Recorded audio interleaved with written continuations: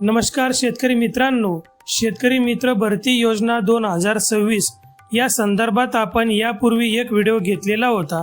तो व्हिडिओ पाहिल्यानंतर आपल्या चॅनलवरती शेतकरी बांधव आणि तरुण मित्राच्या अनेक कमेंट्स आणि प्रश्न आले की अर्ज करताना कोणती कागदपत्रे लागतात, मानधन नक्की किती मिळेल आणि निवड प्रक्रिया कशी असेल। तुमच्या याच प्रश्नाचे उत्तर देण्यासाठी हा खास दुसरा भाग आपण बनवत आहोत। सर्वात महत्त्वाची अपडेट म्हणजे आज पुणे येथे महाराष्ट्र राज्याचे कृषी मंत्री दत्ता भरणे यांनी पत्रकार परिषद घेऊन या योजनेबाबत सविस्तर चर्चा केलेली आहे।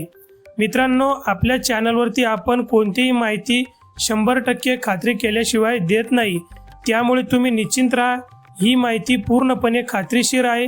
चला तर मग तुमच्या सर्व शंकांचे निरसन आपण पुढील भागामध्ये करूया।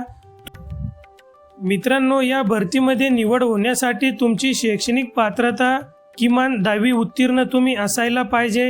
विशेष प्राधान्य जर तुमचे 12वी नंतर कृषी पदविका म्हणजेच ॲग्री डिप्लोमा किंवा कृषी पदवी झालेले असेल तर तुम्हाला या निवडीमध्ये प्रथम प्राधान्य दिलं जाणार आहे।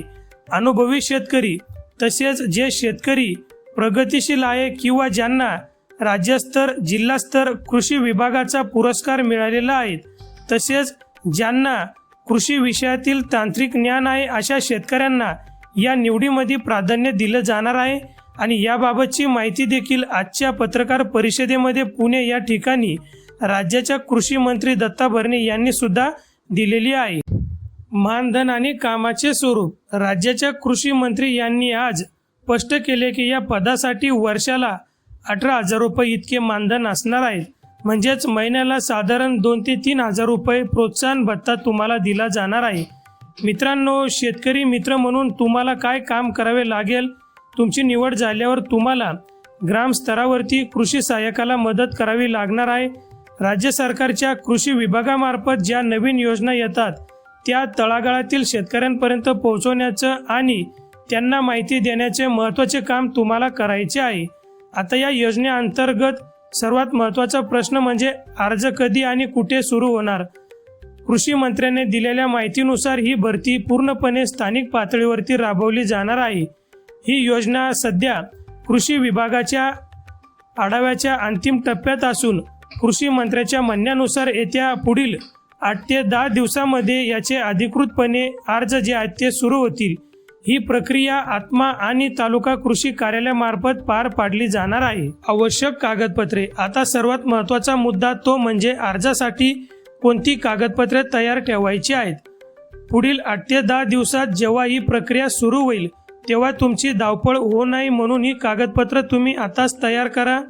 शैक्षणिक पुरावा, यामध्ये 10वी 12वीची मार्कशीट किंवा ॲग्री डिप्लोमा झालेल्याचं प्रमाणपत्र, ओळख आणि रहिवासी पुरावा, यामध्ये आधार कार्ड, मतदान कार्ड आणि ग्रामपंचायत रहिवासी दाखला। त्यानंतर आहे पुरस्कार प्रमाणपत्र, जर कृषी पुरस्कार मिळालेला असेल तर त्याचे अधिकृत प्रमाणपत्र तुम्ही तयार करून घ्यायचं आहे। पुढे बँक पासबुक, मानधनासाठी बँक खात्याची माहिती तुम्हाला या ठिकाणी द्यावी लागणार आहे। तसेच फोटो, नवीन पासपोर्ट साईज फोटो तुम्हाला काढून ठेवायचा आहे। मित्रांनो, या योजनेबाबत तुमच्या शंकांचे निरासन करण्यासाठी आपण हा व्हिडिओ सविस्तरपणे घेतलेला आहे। आशा आहे की आता तुमच्या मनात कोणतीही शंका नसणार आहे। तरी काही प्रश्न असल्यास कमेंट बॉक्समध्ये नक्की विचारा। व्हिडिओमध्ये दिलेली माहिती आवडली असेल तर व्हिडिओला लाईक करा, इतर गरजू बांधवांना हा व्हिडिओ शेअर नक्की करा। अद्याप जर चॅनलला सबस्क्राईब केलं नसेल तर सबस्क्राईब करून बेल आयकॉनला प्रेस करा, जेणेकरून या योजनेसंदर्भात आणि इतर सरकारी योजनेचे अपडेट तुम्हाला वेळेवरती मिळतील। धन्यवाद।